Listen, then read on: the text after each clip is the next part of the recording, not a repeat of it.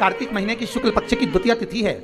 मैं चाहती हूँ उस दिन मेरा भाई बहन के घर का यम द्वितीया का एक निवाला विग्रहण कर लेता है, उसे ना कभी यम द्वितीया की आप सभी को बहुत बहुत बधाई। और दीपावली की जो 5 दिवसीय पूजन आप कर रहे हैं, उसमें जो पूजन आपने थाली में रखकर करी है, जिसमें 2 सिक्के चांदी का, आज एक कमलगट्टा, एक अमरबिल का पाटे को हटा दो, थाली को हटा दो, का नाम लेकर रख दीजिए। हल्दी की गांठ जो रखी है उसको सिक्के के साथ एक डब्बी में या एक वस्त्र में 5 दियों का स्मरण करते हुए बस ये पूजन जो आप माता लक्ष्मी की सुंदर शिव बहन के घर चले जाओ, दूज का तिलक लगवा कर आओ, जाओ। यम द्वितीया का तिलक अपने मस्तक पर धारण करेगा। यम द्वितीया के दिन जो बहन के घर का भोजन ग्रहण करेगा, घर भी हो यमुना इतना श्रृंगार कर कर भगवान आज स्वयं यमुना जी को देखे तो भगवान कह रहे हैं कि कहाँ जा रही हो यमुना, इतना श्रृंगार कर कर। यमुना जी कहती हैं प्रभु मैं मेरे दोनों भाइयों को निमंत्रण देने जा रही हूँ। निमंत्रण किस चीज का? मेरे धाम में ब्रजमंडल में मैं उनको बुलाऊंगी। ब्रजमंडल में बुलाओगी? क्यों? यमुना जी कह रही है मैं भूमंडल पर ब्रजमंडल में मेरे शनि महाराज और यमराज दोनों को बुलाऊंगी। दोनों भाई आएंगे। क्यों? तो के भोजन करने। हो द्वारकाधीश कहे, भगवान कृष्ण बोले, ठाकुर जी बोले, ओ यमुना वो तेरे भाई हैं, मालूम है तेरे को? वो यमराज, वो शनि महाराज कहां तेरे यहां आएगा? यमुना जी बोली हर बार मैं मेरे भाइयों के यहां जाती हूं।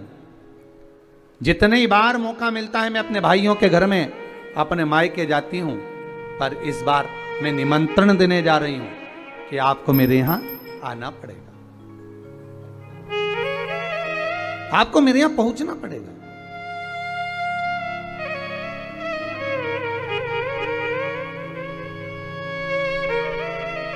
महाराज यम द्वितीया की कथा कहती है, बहन और भाई का संवाद कहता है। एक बूढ़ी मां के 7 पुत्र, 1 पुत्री।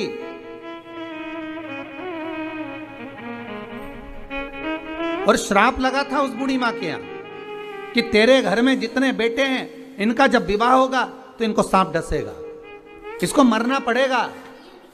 बहन बड़ी दुखी है।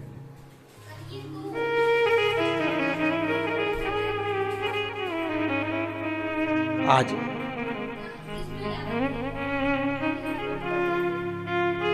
6 भाइयों को सांप डस चुका था। 6 भाभियां विधवा हो चुकी थी, बेदब्य हो गई। केवल एक भाई बचा। मां ने कहा बेटा बहन के घर चले जाओ, दूज का तिलक लगवा कर आओ, जाओ।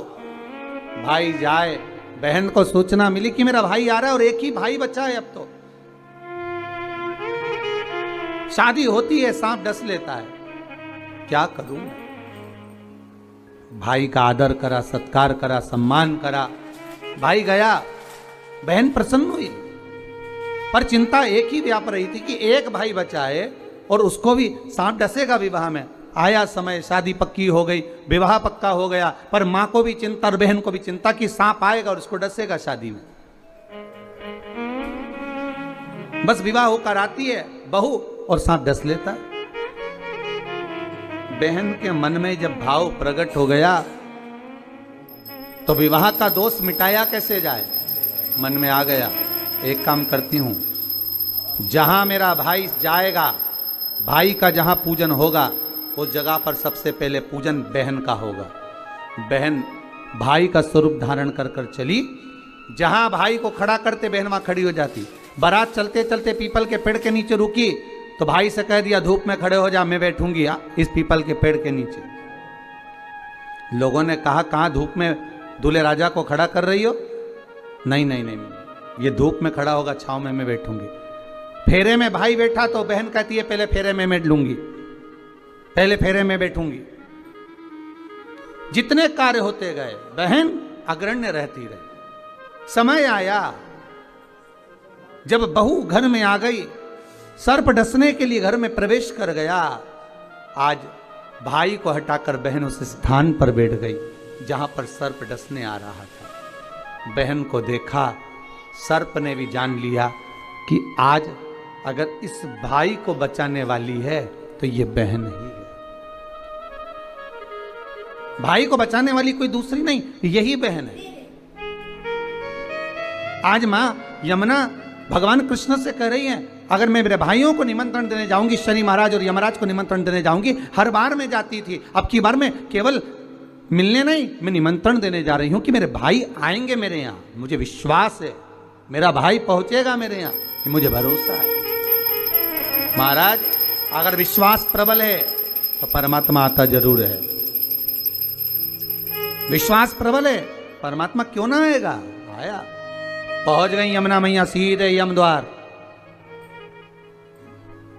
भाभी खड़ी थी दरवाजे पर। जैसे ही देखा भाभी ने हाथ जोड़कर निवेदन करा, जीजी आई है।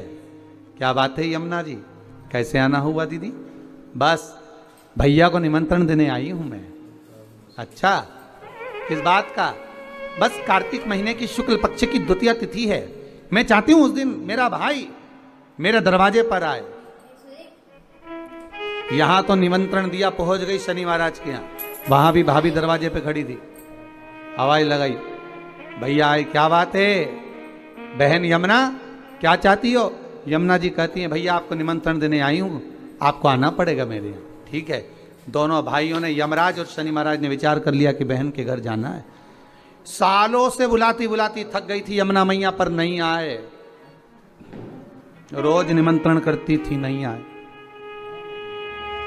पर आज जो निमंत्रण दिया गया है, आज जो निमंत्रण करा गया है, वो निमंत्रण यमुना जी ने दोनों भाइयों को बुलाने के लिए किया गया। आइए। और आए शनि महाराज और यमराज स्वयं पधारे ब्रजरज में, ब्रज की भूमि पर, ब्रजमंडल में। जैसे ही भोजन करने के लिए बैठे, बहन ने तिलक करा। तिलक करा तो यमराज पुकार कर बोले, शनि महाराज और यमराज, जी जी बोल, तुझे क्या चाहिए? इतने में यमुना जी की आंख से अश्रु की धार बह रही, अश्रु की धार। महाराज, एक भाई की पूंजी, एक बहन की पूंजी ही प्रेम है, स्नेह है। अश्रु की धार बह रही है। मांग बहन, क्या चाहिए? यमुना जी कहती हैं, बस भैया कृपा कर दे, दोनों भाई से एक ही वर मांगती हूं, जो यम द्वितीया के दिन इस यमुना जी के जल में स्नान करेगा, वो सारे बंधनों से मुक्त हो जाएगा। यमराज कहते, तू इतना सा मांगती है यमुना, मैं तुझे वर देता हूं।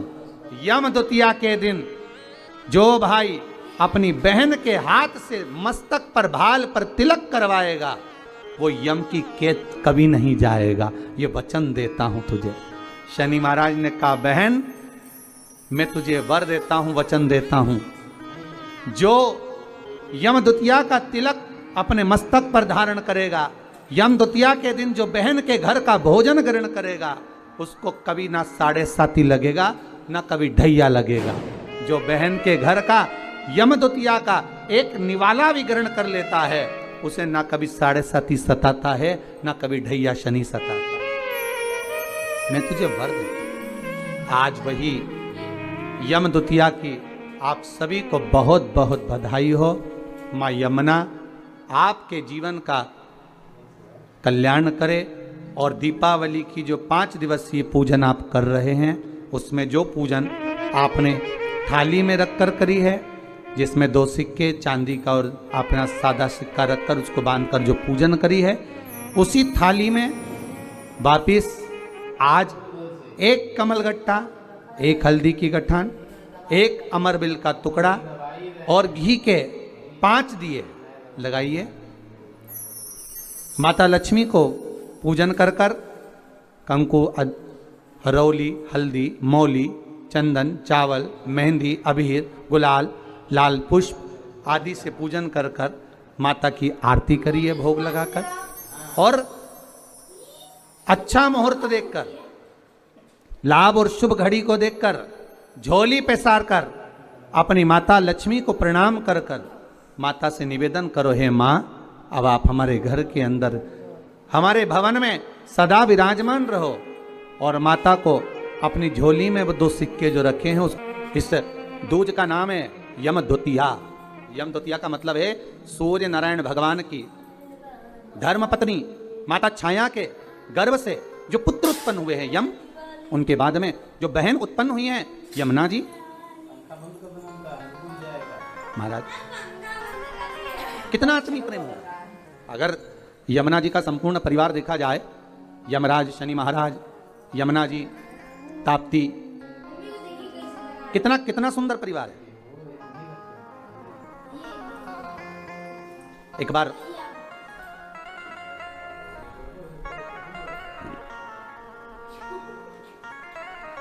एक मुखिया जी ठाकुर जी की सेवा में लगे हुए थे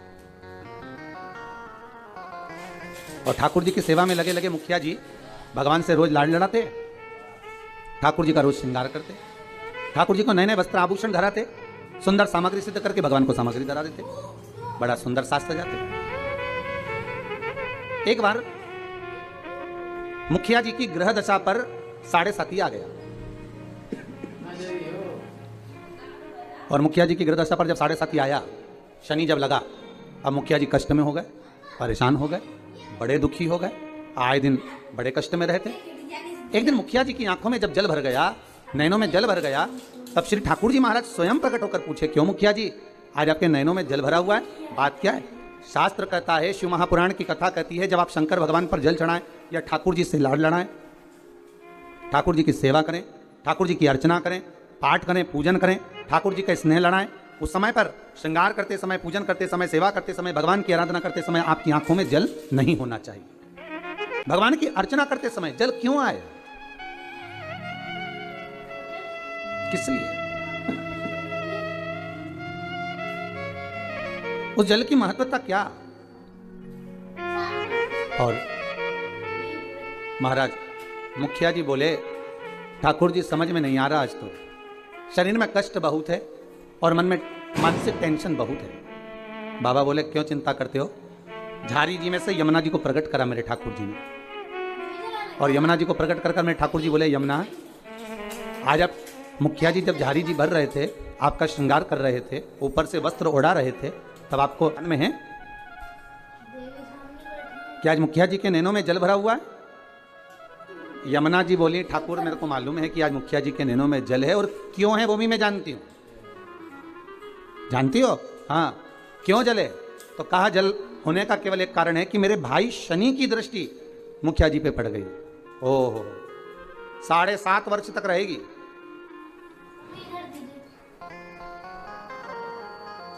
भगवान कृष्ण बोले, यमुना अगर शनि महाराज आपके भाई हैं, हमारे तो साले हैं, यदि बहन बोले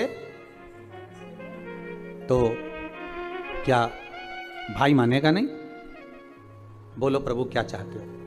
बस जाओ और शनि महाराज से कहो, जो ठाकुर जी से लाड लड़ाए, जो भगवान की सेवा में डूबा रहे, जो भगवान की भक्ति में सदा डूबा रहे, उस पर कभी न 7.5 लगे न ढैया लगे। शनि की कुदृष्टि उस जीव पर नहीं पड़ना चाहिए, उस जीव पर दृष्टि ना पड़े। ठीक है? यमुना मैया पहुंची सबसे पहले शनि महाराज जी के पास। शनि महाराज जी से कहा, भैया मेरा निवेदन स्वीकार करोगे? क्या बात है बहन? बस मैं चाहती हूं कि जो लाडले की सेवा करे, जो ठाकुर जी की सेवा करे, जो भगवान की भक्ति में डूबा रहे, उस पर आपकी दृष्टि नहीं पड़े। शनि महाराज बोले, नहीं, ऐसा तो हो नहीं सकता, कर्म का दंड जीव को भोगना तो पड़ेगा, क्योंकि भगवान शंकर ने मुझे दंड अधिकारी बनाया है, जो किया है वो तो भोगना है।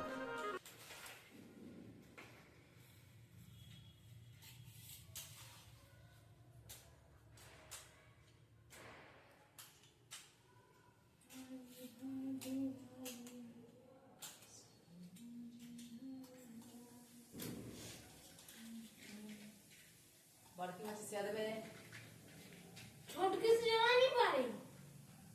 लगा खांचे लगाओ भी है। छोटकी से जमाइए ना। लोग दे रहा।